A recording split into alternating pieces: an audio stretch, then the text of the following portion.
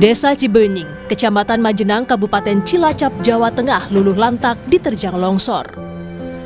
Tim SAR gabungan terus berjibaku mencari 5 korban hilang. Akses yang tertutup longsor jadi kendala penyelamatan korban.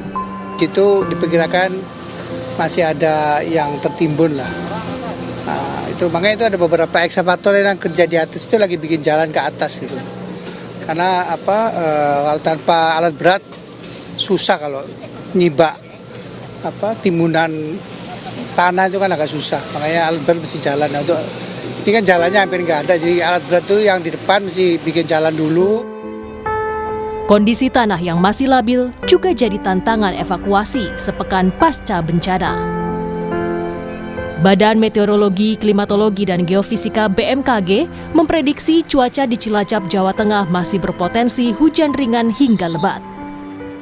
Kondisi ini dapat menyebabkan tanah menjadi jenuh air dan mengurangi kestabilan lereng, sehingga meningkatkan potensi terjadinya tanah longsor di daerah ini. Menghimbau masyarakat, terutama yang bermukim di lereng perbukitan, tebing sungai, dan kawasan rawan longsor, untuk meningkatkan kewaspadaan terhadap potensi tanah longsor akibat hujan dengan intensitas sedang hingga lebat yang dapat terjadi dalam beberapa hari ke depan.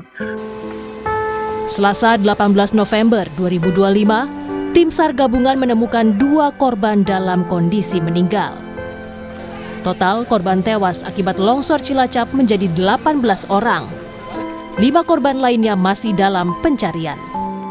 Jadi didasarkan pada pelaksanaan operasi SAR hari ini, di mana korban pada worksite B2 ditemukan sejauh 10 meter dari lokasi rumah, maka kami besok pagi dan seluruh tim SAR gabungan akan melaksanakan operasi SAR dengan jarak pencarian dari titik rumah menuju lokasi pencarian itu kurang lebih 10 sampai dengan 15 meter. Warga yang terdampak longsor masih bertahan di pengungsian dan mendapat pemulihan trauma dari anggota Polresta Cilacap. Tim Liputan, Kompas TV. Saudara, korban tewas akibat longsor di Desa Cibenying, Cilacap, Jawa Tengah mencapai 18 orang, sementara 5 orang lainnya masih hilang. Dan hari ini, saudara, adalah hari terakhir pencarian korban. Apa yang akan dilakukan hari ini untuk memaksimalkan pencarian? Kita tanyakan langsung kepada Kepala Pusat Data Informasi dan Komunikasi Kebencanaan BNPB, Abdul Muhari, telah bergabung bersama kami melalui sambungan daring. Selamat pagi, Assalamualaikum Pak Abdul Muhari. Selamat pagi, waalaikumsalam Mbak Adisti. Iya Pak Abdul Muhari, ini kan kita tahu jadi hari terakhir pencarian. Masih ada 5 orang lagi yang diperkirakan masih tertimbun bencana tanah longsor di sana. Apa yang akan dilakukan atau apa yang akan dimaksimalkan dalam proses pencarian di hari terakhir ini, Pak Abdul Muhari?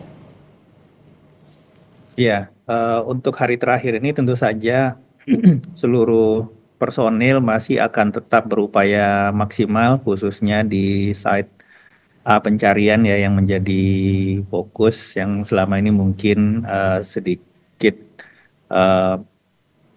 belum bisa dijangkau. Kemarin sudah bisa ditembus oleh alat berat, dan saat ini personil masih tetap lebih kurang 600 personil gabungan. Alat berat ada sekitar 25 alat berat, K9 anjing pelacak juga masih 18 ekor ada di lokasi kejadian. Nah, ini memang hari terakhir dari 7 kali 24 jam yang pertama sesuai SOP dari Basarnas. Waktu kemudian time pencarian itu ada 7 kali 24 jam. Kita nanti setelah pada penutupan upaya pencarian hari ini, kita akan kembali berdialog dengan keluarga korban yang belum ditemukan, Mbak Desti. Sekiranya nanti keluarga korban nanti tetap menginginkan operasi pencarian dilanjutkan sampai jasad keluarga mereka ditemukan, tentu saja ini menjadi kewajiban bagi kami untuk meneruskan. BNPB dalam hal ini yang akan mendukung operasional pencarian itu akan menyanggupi itu untuk melanjutkan pencarian. Tetapi sekiranya nanti dari pihak keluarga mengikhlaskan, maka pencarian dalam personil yang terbatas dan dukungan sarana prasarana terbatas akan terus dilakukan, tapi prioritas nanti akan kita lihat di beberapa site saja.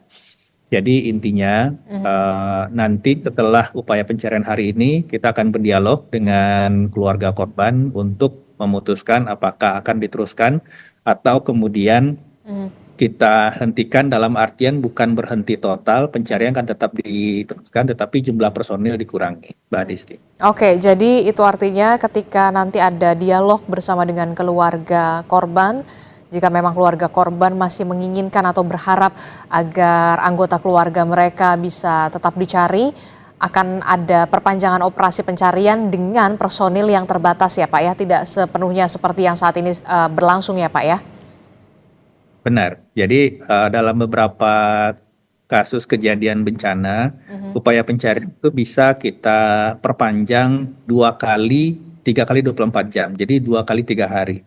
Ini pernah kita lakukan juga di beberapa tempat yang lain, dan memang kemudian keputusan akhirnya setelah kita berdialog dengan keluarga korban, Mbak Disti. Oke, kalau kita lihat dari evaluasi dari mulai hari pertama pencarian sampai ini hari terakhir, Pak Abdul Muhari, apa sebenarnya yang menjadi kendala pencarian terhadap 5 korban yang sampai saat ini masih belum ditemukan dan masih hilang? Informasinya memang benarkah pencarian korban ini terhambat karena memang kondisi tanah yang labil, Pak Abdul Muhari? Ya, kondisi tanah dan medan sebenarnya menjadi faktor utama. Kita tahu di 3 kali 24 jam pertama itu masih beberapa kali turun hujan dengan intensitas cukup tinggi, sampai kemudian kita mengoptimalkan operasi modifikasi cuaca sehingga di akhir hari ketiga hingga hari ketujuh ini intensitas hujan benar-benar bisa kita kurangi. Bahkan 2 hari kemarin itu tidak turun hujan sama sekali.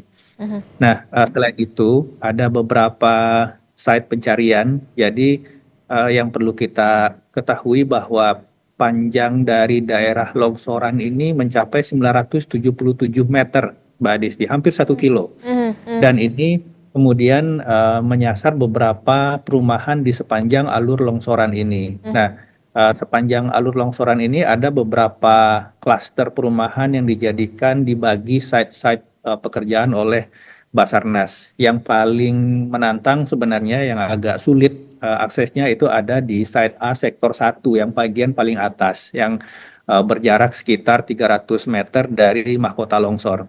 Nah, ini yang menjadi tadi sempat kita lihat visual Pak Menteri PU menyampaikan alat sudah membuat jalan ke titik sektor A1 yang merupakan titik paling menantang untuk dijangkau selama ini, dan kita harapkan kalau itu sudah bisa ditembus oleh alat berat, hari ini kita bisa mengharapkan hasil yang maksimal, Mbak Adisti. Oke, kita harapkan proses pencarian hari ini di hari terakhir bisa dimaksimalkan agar 5 orang yang masih hilang ini bisa segera ditemukan di hari terakhir. Kemudian begini Pak Abdul Muhari, terkait dengan hunian sementara progresnya, perkembangannya sampai saat ini seperti apa, Pak Abdul Muhari? Ya, untuk hunian sementara, pemerintah Provinsi Jawa Tengah sudah menyediakan lahan seluas 2 hingga 3,5 hektar. Nah, tentu saja dalam penentuan lokasi ini kita tidak boleh juga gegabah. Kami BNPB mengajak serta Badan Geologi PVMBG di Jawa Barat di Bandung untuk mengecek kesesuaian atau kelaikan dari lokasi ini dari sisi topografi dan kerentanan terhadap longsor. Pagi ini sudah menerima laporan asesmen dari Badan Geologi. Secara umum memang lokasi ini masih termasuk daerah kawasan rawan longsor meskipun kategorinya rendah ke menengah. Jadi ini bisa kita gunakan tentu saja dengan beberapa penguatan-penguatan lereng atau penguatan lahan yang bisa kemudian menjamin masyarakat yang kita pindah ke sana tidak lagi menghadapi tantangan yang sama. Apalagi nanti kita akan berbicara tidak hanya relokasi sementara tetapi juga relokasi tetap yang tidak hanya bagi mereka yang saat ini kehilangan tempat tinggal, tetapi juga yang terancam kehilangan tempat tinggal nantinya kalau mereka masih berada di lokasi longsoran. Jadi ini yang masih kita pertimbangkan, tapi tidak akan butuh waktu lama. Hasil asesmen Badan Geologi sudah kita dapatkan, paling tidak dalam seminggu ini kita akan segera aksi di lapangan, Mbak Adisti. Oke, kita akan tunggu dalam sepekan terakhir begitu ya. Ini untuk di wilayah Cilacap, Jawa Tengah. Kita bergeser Pak, karena memang bencana tanah longsornya ini ada 2 lokasi begitu. Kita bergeser ke Banjarnegara yang masih di wilayah Jawa Tengah juga Pak Abdul Muhari. Informasinya, update perkembangannya seperti apa Pak?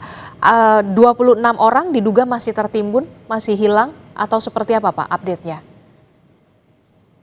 Iya, meskipun operasi modifikasi cuaca juga kita lakukan di langit Banjarnegara dan intensitas hujan berkurang secara signifikan, tapi kendala kemarin di hari Selasa itu upaya pencarian beberapa kali dihentikan karena kondisi material longsoran itu masih basah dan masih bergerak.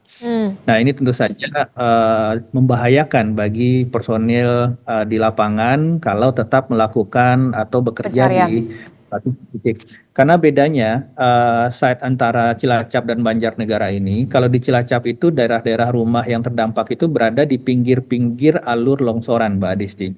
Sedangkan untuk Banjarnegara seperti kita lihat di visual ini, itu benar-benar menghadang alur longsoran. Jadi perumahan yang terdampak itu benar-benar berada di depan atau menghadang alur longsoran. Nah, kalau tim di lapangan bekerja kemudian masih ada pergerakan tanah, ini tentu saja sangat membahayakan. Nah, ini kemarin tim didampingi oleh personil dari Badan Geologi yang kemudian menyarankan ada beberapa kali upaya pencarian dihentikan sementara untuk melihat apakah pergerakan tanah ini membahayakan, bisa menyebabkan fatalitas atau tidak. Nah, hal-hal ini yang sangat kita pertimbangkan di lapangan, jangan sampai nanti upaya pencarian menimbulkan fatalitas yang baru. Kita harapkan siang ini, pagi ini bisa dicek ulang, tim di lapangan didampingi selalu oleh Badan Geologi yang memberikan kita rekomendasi apakah upaya pencarian bisa dilanjutkan atau dihentikan sementara atau hal-hal lain yang perlu kita perhatikan. Tentu saja kita mengharapkan upaya pencarian bisa optimal hari ini karena posisinya itu masih sama dengan hari sebelumnya, baru dua jasad yang kita temukan. Sedangkan masih ada data di posko 26 orang yang dilaporkan hilang oleh anggota keluarga yang hingga saat ini belum bisa dihubungi. BNPB sudah memetakan dengan mapping drone, baik itu drone untuk peta daerah terdampak maupun drone thermal. Kita sudah mengidentifikasi secara presisi titik-titik rumah mana yang terdampak sebelum dari kejadian sehingga penentuan site pencarian sudah bisa dilakukan dengan sangat detail. Tetapi sekali lagi, pencarian di lapangan benar-benar nanti akan melihat apakah kondisi tanah masih membahayakan atau tidak bagi personil di lapangan, Mbak Adisti. Oke, titik-titiknya memang sudah dipetakan begitu ya untuk di wilayah Banjarnegara, tapi kemungkinan ini masih menunggu kondisi termasuk juga cuaca karena memang jangan sampai membahayakan juga bagi para petugas yang ingin menyelamatkan korban yang masih hilang. 26 orang masih hilang, sementara 2 lainnya sudah ditemukan meninggal dunia.